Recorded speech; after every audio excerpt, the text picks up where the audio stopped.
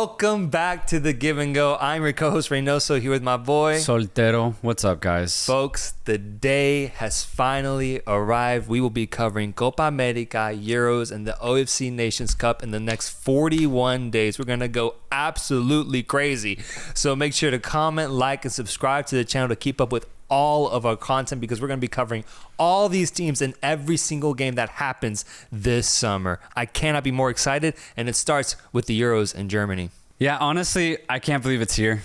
I've been waiting for this moment since the final whistle blew at the World Cup. Next thing I was really excited for internationally, honestly, was the Euros, just because there's so many narratives to look out for, man. Bro, and we're going to go in depth in each specific story. There's England, there's France, there's a feisty Portugal side, there's the reigning champions in Italy. Hosts Germany? Are you kidding me? What a story that's going to be.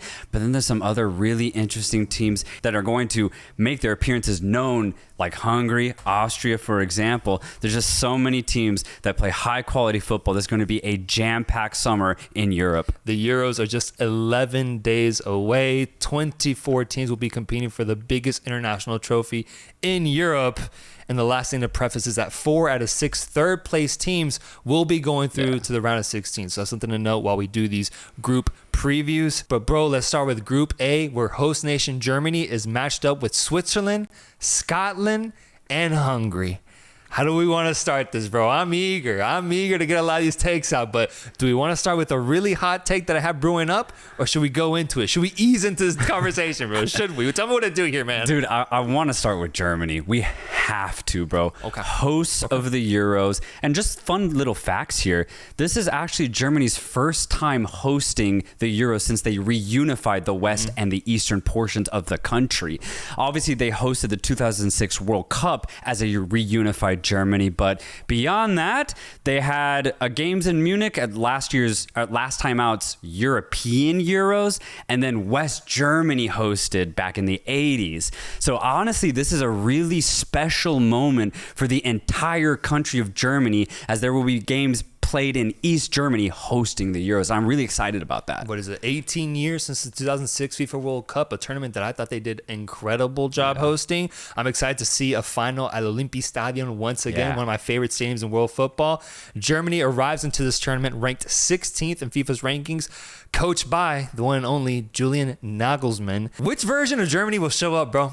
That's my biggest question going into this team, because we've seen them go through some very high highs and some very interesting low lows. You have the return of Toni Kroos as he's looking to close out his career here at home for this tournament. And then you have a jam-packed squad, bro, with so many names. Kimmich, Gundogan, Musiala, Toni Kroos, Füllkrug, Florian Wirtz, Rudiger, Sané, Müller, just to name a few. This team is stacked, bro. And at their best, they could be a contender for the title. I asked myself the exact same question. Which version of Germany are we ultimately going to see? If you look at last year's Germany results, it's horrendous, bro. They lost 5 of those 9 games in 2023. They only won 2 of them. They were in absolute shambles. And when you look at all of their past performances since they won it in 2014, Germany really haven't showed up, bro. Major tournaments? Major tournaments, man. It's been atrocious. Dude, it's been worse than Mexico. Their transitionary phase from that golden generation. I gotta bring them up, bro. I'm trying to relate to the American people here. And if it's been bad for Mexico, bro, it's been actually worse for Germany. Seriously, because 2 group stage exits at the last 2 World Cups. Group stage exits. We're talking about one of the most storied, most glorified teams in international football. They can't get out of the fucking group stage. Man. It's kind of pathetic when you really think about it. Now, obviously, if you've been watching, you shouldn't be too surprised by that. And then the last time out Euros, they had a measly round of 16 exit. So Germany have severely underwhelmed for the last 8 years. And it's just so non-German of them to actually do that. But here's what's crazy, man. March happened. March 2024, and all of a sudden, Germany's energies are completely different, man. That's what they're trying to tell me. That's what they're trying to tell me. And the thing is, I think I kind of believe it, but you know why? Buying in? I think I'm buying in. Here's why. I think in those friendlies that happened 2 months ago, the German team realized one thing, that they're going to be hosts of the Euros. And they looked around the camp and they're like, oh, we have some of the best players in the world. We can't and we're not going to miss this opportunity. Like a reality check. It was a reality check. They woke up. Then Julian Nagelsmann also makes that same realization. He's like, I'm a good coach. I have some of the best players at my disposal. Let's play fluid football. Let's bring Toni Kroos, a Real Madrid legend who just won the Champions League. Let's bring him back into the fray. Everyone else is in such good form realistically at club level. Amazing. It'd be so dramatic and disastrous if Germany don't have a good Euros. I think they've realized what is at stake, and I do believe that they're ultimately going to show up. They're contenders. They're contenders. I cannot deny that, and I don't think many people can, because you look at the names, it truly is contender worthy. Yeah. I want to pose this question to the audience. Which version of Germany do you think will show up? I want to know what you guys think and get you guys involved in this conversation. I agree, though. The past recent results that we've seen from them have been really impressive, and the host factor is the biggest one. Given that it's a continental tournament, we just saw Qatar host the AFC Asian Cup and win it, and we just saw Ivory Coast, lift the AFCON to win it as they host the tournament as well. I mean, it's in the works, bro, for Germany, and you could say the USA, but Germany for sure looking to do something special in their home country. I do want to mention a few players that didn't get included in the squad. It's something that I'm going to do throughout the preview is for the big teams, since they're so deep, I think it's interesting to bring up players that got excluded and kind of decide which of these players would have had an impact, or if Nagelsmann was right to keep them out of the squad. You have Goretzka not making the team, Mats Hummels, Julian Brandt, Adeyemi, and then Stefan Ortega as the biggest omissions. Are any of those guys big misses? I think the one that really surprised me, just because of the name and what he's done over the last 3 years at Bayern Munich, is Leon Goretzka. That one really shocked me. Because I thought he would have at least gotten called up. Maybe not even play or start, but be in rotation. He didn't have the best year. He actually got benched in that second leg against Real Madrid, and the youngster Pavlovic ended up getting the call up in that starting midfield position. And I think that just kind of shows where Goretzka is right now in this moment. He's not playing his best football, but it just... honestly, it's pretty depressing for him specifically when you think about it, bro, because imagine you're in your physical prime. You're playing for one of the best clubs in the world at Bayern Munich. You've won the Champions League with him, and you miss out on the opportunity to represent your country in your own nation. Yeah. That's crazy, it's on him, though, man. bro. It's on him. It is. I think he didn't live up to what I think was expected to him, given the trajectory he was on when he was really young. I remember he's not a disappointment, but I mean I can see why Nagelsmann would ultimately opt to not have him in the squad. It's just it gets even more sad though, because he launched like a social media campaign before Nagelsmann chose the German squad, and he was like, hey, I really love Germany, basically. Like, I've been playing good football. I would love to represent Germany at this year's Euros. He like tweeted that essentially. Yeah. And then Nagelsmann, like 2 days later, nowhere on the list is Goretzka. That's crazy, man. And low key, if you want to continue on with that trend, Dortmund got fucked. Yeah. Dortmund got fucked. And not just with Germany. Sancho didn't get picked for England either. So no Sancho, no Julian Brandt, no Hummels, and no Adeyemi. Players that were playing in the Champions League final just a few days ago won't be playing in the biggest tournament of the summer here in the Euros, bro. Yeah. That's surprising to me. It is surprising when you look at the starting 11, though, and I think this is where we can sort of get into it. It kind of makes sense that a lot of the Dortmund players didn't get picked. No Hummels kind of makes sense because if you look at the starting center backs for Germany, it's going to be Antonio Rudiger, right? Real Madrid 100%. UEFA Champions League winner, and probably Jonathan Tah right alongside him, who's probably going to go to Bayern Munich over the summer. Just had an insane season with Bayer Leverkusen. Those are two insanely good center backs for Germany. And I just don't really think you need Hummels. Even though he was really good in the Champions League this year, he realistically just wouldn't play. You have Schlotterbeck in the ranks to come on for either an injured Rudiger or Jonathan Tah. So I think, honestly, the center back position, you just don't need Hummels. And then for Julian Brandt, I think the players that Nagelsmann is bringing and the type of offensive football he wants to play, I don't know if Brandt really has a place in this German team, bro. He's been looking for one for a long time, and he really hasn't found it, dude, with the national team. And I think there's better offensive players that do what he does, like Florian Wirtz, for example, that are going to get the call up instead. Exactly. When you look at this offensive shape that Nagelsmann likes to play, he might have one of the more fluid offenses here in Europe. You could play Leroy Sané on one side, Jamal Musiala on the other, and that's just insane directness, really good dribble penetration from either side. It'll give you a really good cutting edge going forward. And then and a guy like Musiala, he likes to cut inside, and you could have Leroy Sané just hug that touchline and be an out-and-out winger. Or you could play Florian Wirtz in one of those positions, and he'll definitely cut inside more often than not and be more of a creative type of midfielder, winger, hybrid player. So there's such fluidity that Nagelsmann could use in this offensive lineup. I don't think it really works if you try to play a traditional number 10 like Julian Brandt. Yeah, the talent is ridiculous. Germany reminds me a lot of Argentina prior to the 2022 FIFA World Cup, where you look down the list, it's just amazing player after amazing player. But I do think a lot of this run for Germany is going to come down to Nagelsmann and how he manages the team, the spirits of the players. The names are there to win a title, but I think he has to emulate Scaloni in a way and find the right solution, play the players that are best informed and that have the best chemistry together to ultimately thrive. Because I think that's what's holding Germany back, is that there's this, whether it's a mental aspect, whether it's a dynamic aspect, they have the players to win big trophies and not get grouped the way they did at the World Cup these past 2 times. So they shouldn't, but I just get scared that maybe they get in their heads again. And I hope Nagelsmann ends up being the pivotal point, the guy that keeps them from that happening. Yes. Nagelsmann has so many choices to make, but like you said, and dude, this is such a good point actually.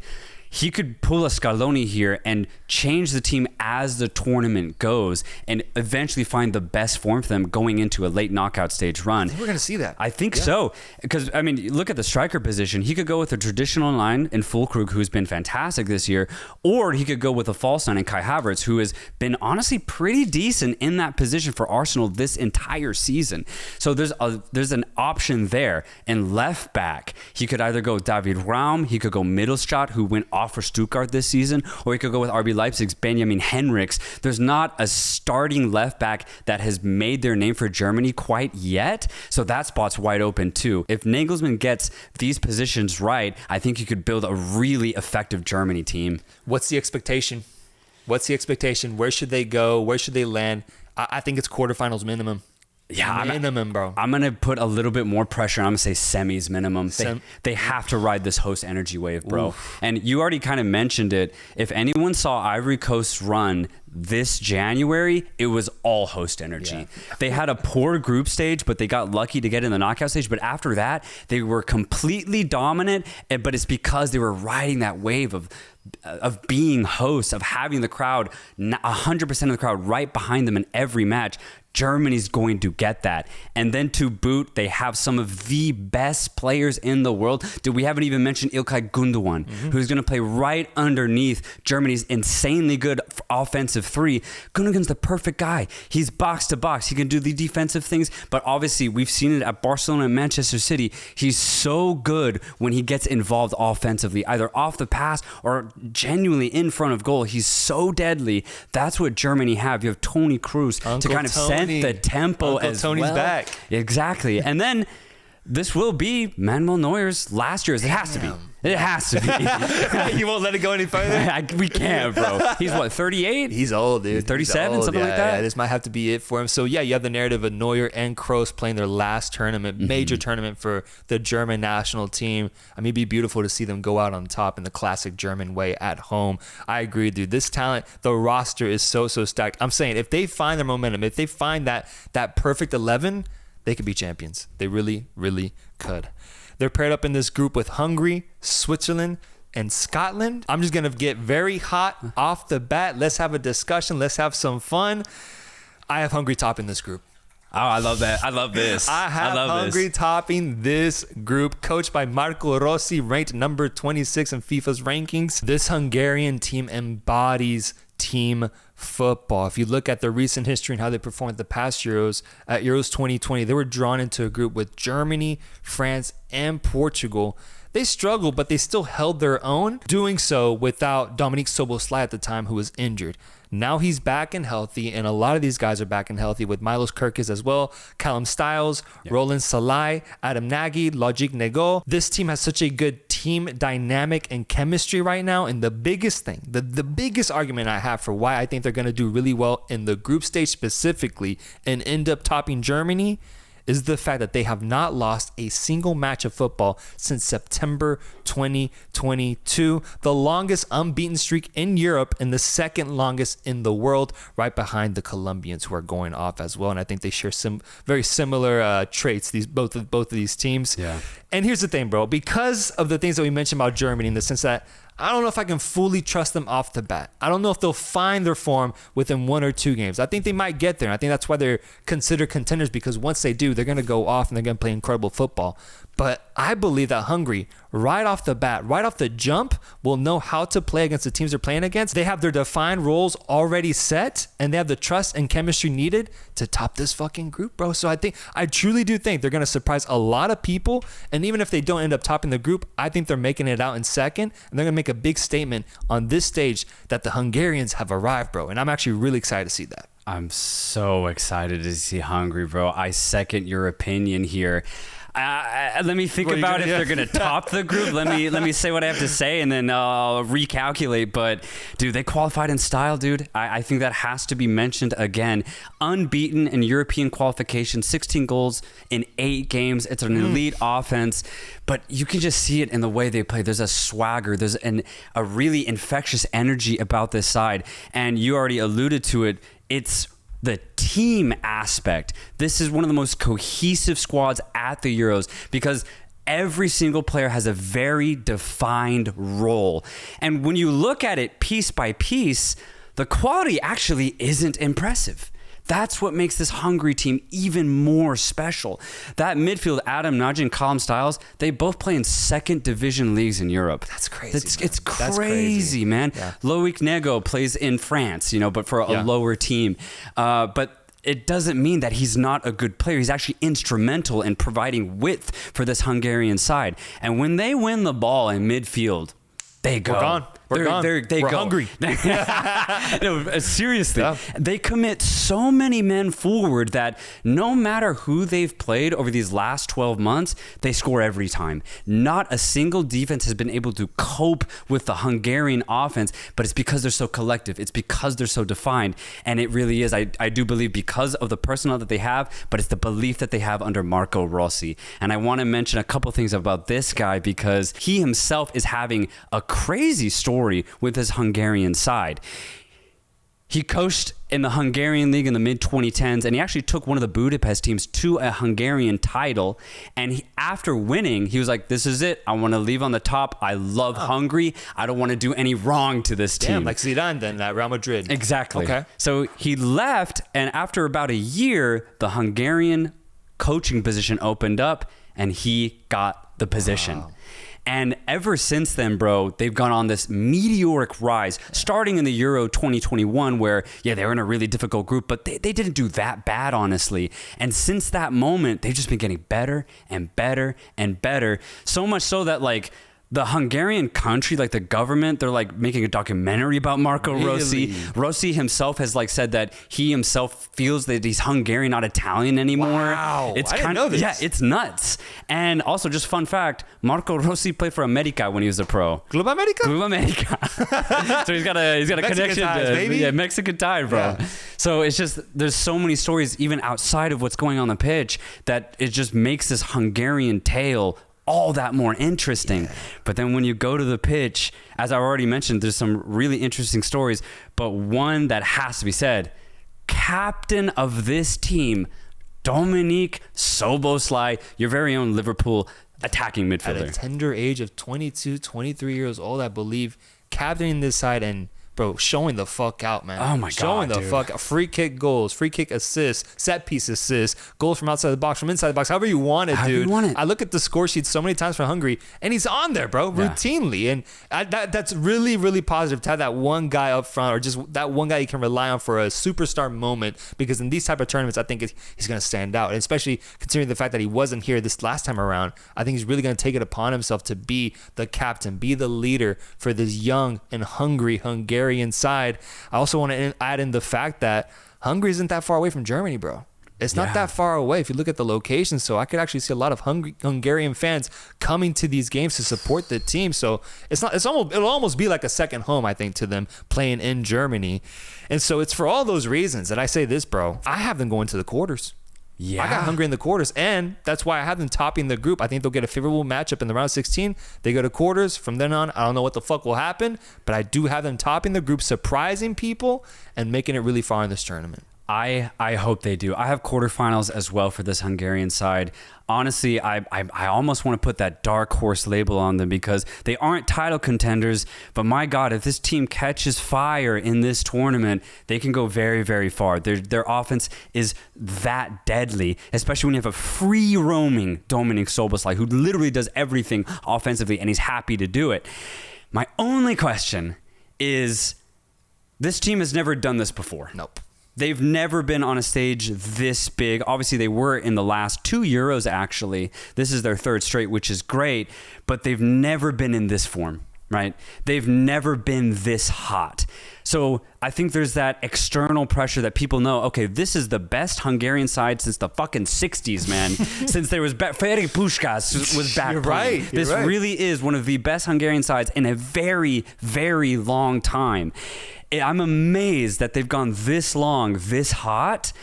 I'm a little nervous. I'm not saying it's going to happen, but I'm a little nervous that the moment gets a little too big for these players. I hope it doesn't. I hope that that's not even a thought that's going through the Hungarian minds. Because honestly, if they just play the way that they've been playing, which is very systematic and very free-flowing, they're going to have a lot of success at this tournament because, as I've already said, their offense is just too good for most defenses.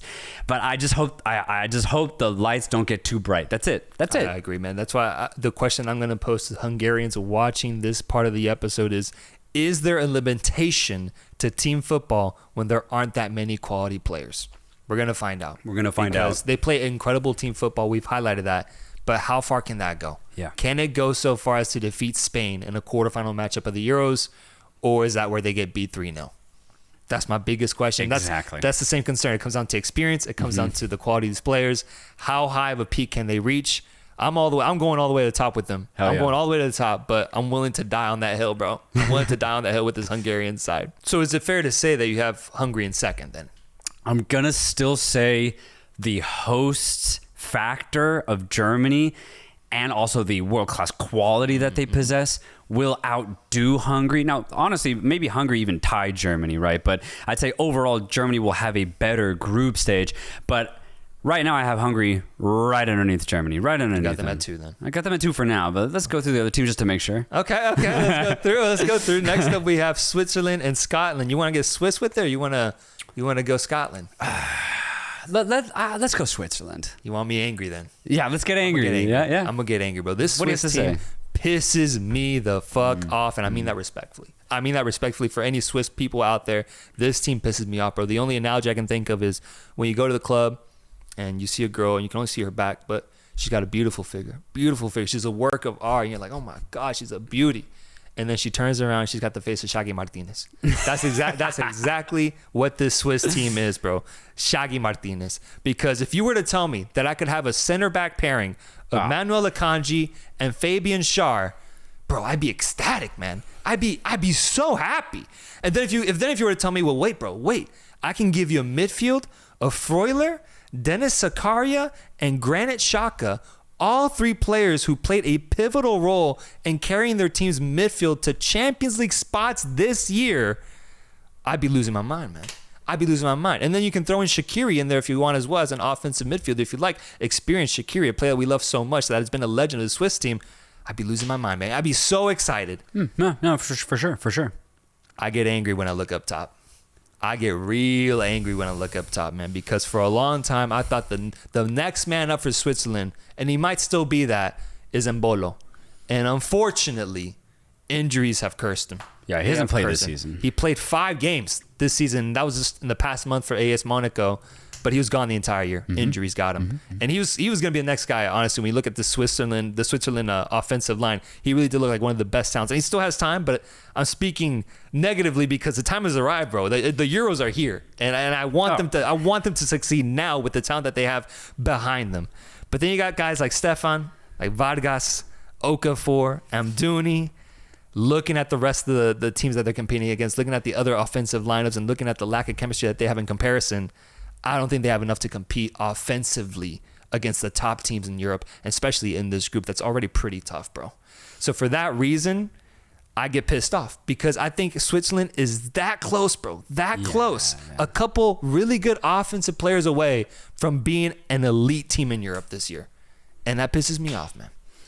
I get confused when I look at this Switzerland team because it's basically the reasons that you just labeled out.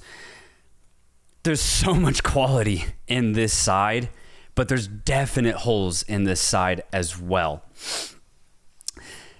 I just get confused, though, because 3 years ago at the Euros, they go to the quarterfinals, and they almost make it to the semis. If you look at that 11 that pulled that off, it's pretty close. Yeah. It's almost the exact same that it is today.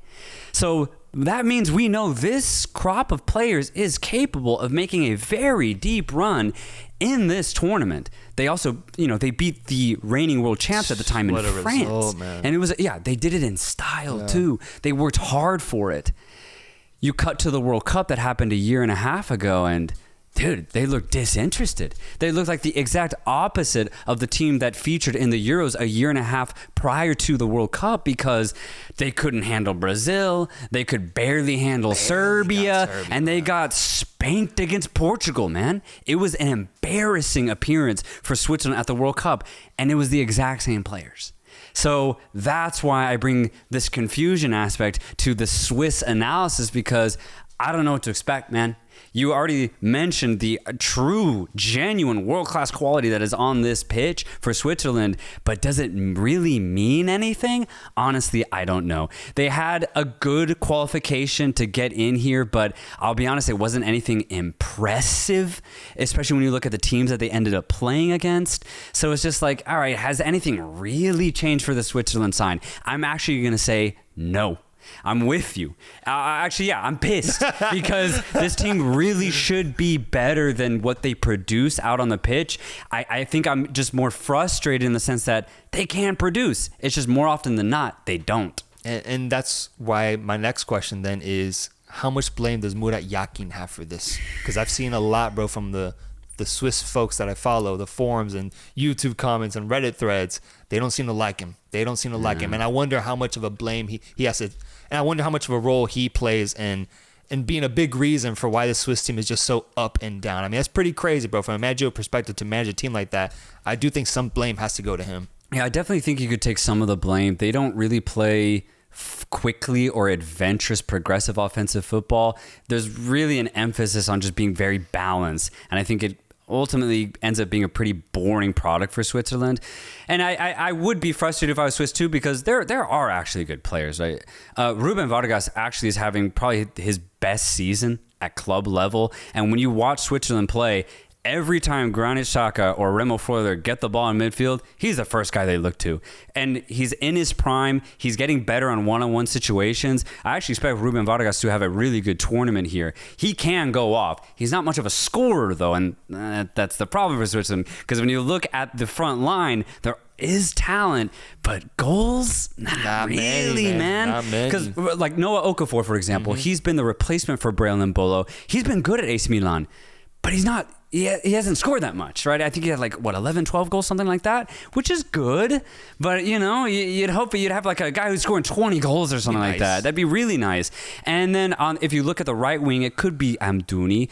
He had a breakout season 2 years ago in the Conference League for FC Basel, then got the move this year to Burnley. He's good. He's a hell of a runner, and if you give him an open opportunity in the box, he probably will finish it. But I think the problem with Amdouni is he was at Burnley, right? He didn't get that much opportunities. Yeah. And then Dan Ndoye actually is another player I want to highlight because he's a really good dribble penetrator, and he had a really excellent season in Italy with Bologna. The problem is, too, is he's just not much of a goal scorer either. So there is so much talent on the Swiss side, but they just don't create enough, in my opinion. And individually, there's just not a lot of goals. Did Mbolo get the official call-up? Did he get called up? He did. He got called up. That's where I get curious because you look at Real Madrid playing Courtois in a final after missing an entire year. Yeah. How much, but the thing is, that's a goalkeeper. That's a goalkeeping position. It's a little easier to do that, I believe. Yeah. Can you put your trust in a guy who's only played 5 games so far, but is ultimately one of your best focal points offensively?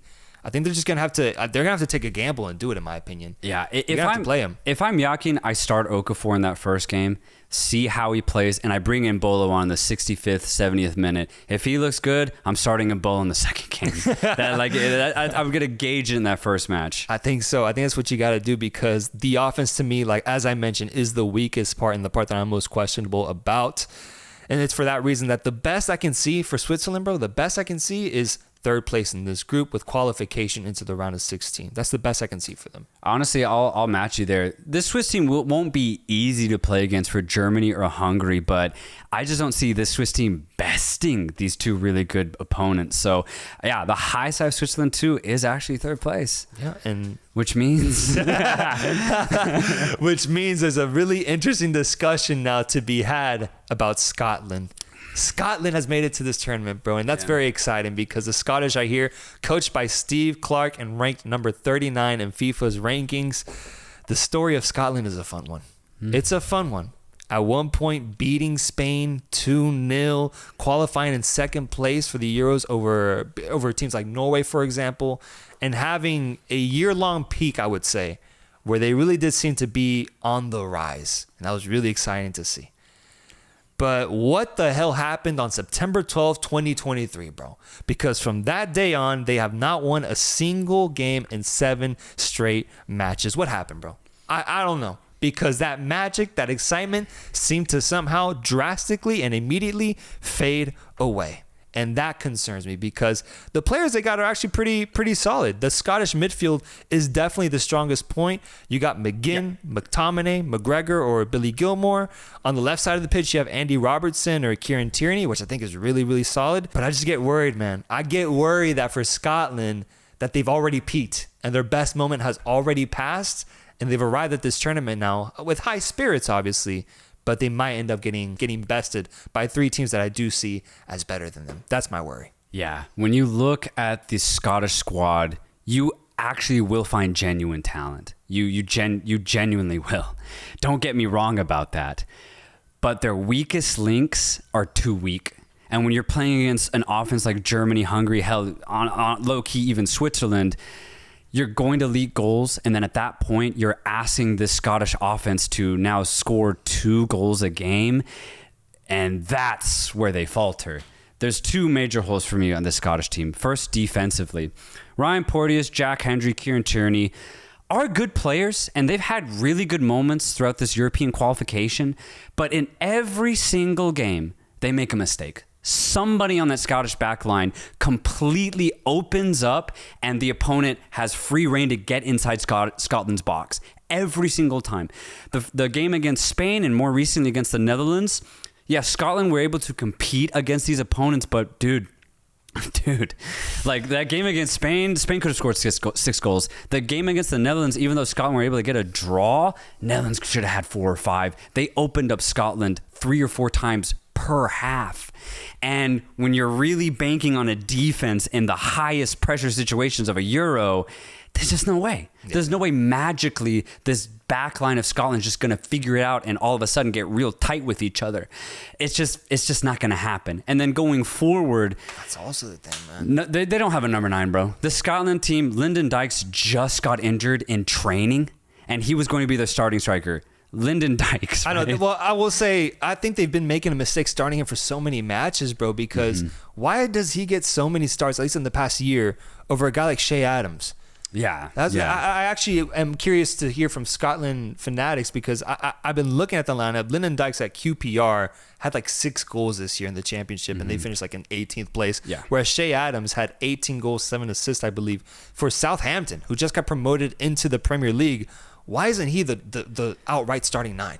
I think it's just because when Adams has played for Scotland, he doesn't perform ultimately like he does at club level.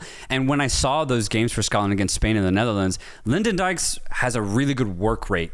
He runs non-stop, and every single long ball that's thrown to him, he'll put an elbow in the defender's face. And I think that's the type of fight that maybe the manager's looking for. But yeah, from a finishing perspective, Dykes definitely isn't it. He's injured, so I guess this is going to be Adams. It is time to shine now. I want to see. What is really good, though, about Scotland, we talked about the bad. Now let's talk about the good, because there is good here. John McGinn and Ryan Christie are coming off of their best individual seasons of their careers. I think that's massive. And when you look at the way Scotland play, they try to have a kind of like a high pressure, high active midfield to win the ball early. And then when they do get it, when McTominay or Billy Gilmore get it, they immediately go wide to either Christie or McGinn. And those guys are willing runners at club level. That's true. They really are. And they provide the perfect outlet for Scotland going forward. The problem is once it's out wide, they have nobody to go to, right? And that's where the Scottish offense ultimately fails. But I think it will be good for a goal or two throughout these 3 group stage games in the Euros. I just don't think it'll be enough to get a solid 3rd place, or hell, not even a 2nd place finish. Yeah, this team reminds me a lot of, it gives me Australia vibes, where they have a really strong point in the midfield, championship level defenders at back, and then basically a non-existent offense. And just like Australia, where we saw Jackson Arvive basically carry the offensive load from the midfield, I think we're going to see that from Scotland with Scott McTominay, Yes. John McGinn, Christie, like doing all the work offensively from the midfield. And they might get some goals in this tournament because of that, but I just don't see that being a sustainable system to have in these Euros. The thing is, I don't think the Scots are asking for much here, honestly. I think they're happy to be here. And I think if they somehow find a way to get a 3rd place finish, or maybe even 2nd, they're going to lose their minds in Glasgow, bro. I think they're going to go crazy, because that's one thing I will note. The Scotland folk, they have some great atmospheres in their games. And obviously this game will be far away from home, but still their fans are very passionate. And I will give them that, because I think that passion definitely played a role in them getting really notable results these past couple of years. So I do think they'll be really happy with whatever happens, and they're ultimately very positive about the fact that they're even here at this tournament. I do think there's a limitation on what they'll be able to do this year. True. Scotland have never gotten past the group stage. So you're right. Even a measly 3rd place finish, if it's enough, Glasgow will go crazy. The entire country of Scotland will go mad if Scotland find themselves in a round of 16 match at this Euros. It gets even worse, though, for Scotland, and it's all unfortunate because Lewis Ferguson had a really stellar season in Italy this year, and he's injured. He's not going to be able to make it at this year's Euros. That would have really helped out, I think, McTominay. Because now all the pressure is going to be on either Billy Gilmore or maybe Callum McGregor to be that kind of passing midfielder. I don't know if they ultimately have it at this level. And then the right wing back position, completely depleted, bro. Aaron Hickey, out. Nathan Patterson had a great year for Everton, out. So they have to start their 3rd choice right wing back. I believe it's Ralston, who plays in Scotland. He's a good player, but it's a definite downgrade when you look at the other options that they have. And if Scotland's all about that width when they get the ball to go forward, that's going to be a big missing piece. So just the more you look at this Scottish squad, it's really hard for you to believe that they can get out of this group. Put Shea Adams at right wing, Scott McTominay in that 9 position. Low key, man. Put him in that 9 position. You got to get real creative, man. Let's get creative with it, man. Let's see what Steve Clark can do. Hopefully he can hype these boys up and motivate them. But I ultimately do see a 4th place finish for Scotland, which means that for me, to round out this group, I have Hungary in 1st, Germany in 2nd, Switzerland in 3rd, Scotland 4th. Where are you at? I'm going Germany 1st, Hungary in 2nd, Switzerland in 3rd, and Scotland in 4th. But I will say, I think if Scotland can get 3 points, it will be against Switzerland. And if they can manage that, then I could see a Switzerland-Scotland swap at the bottom.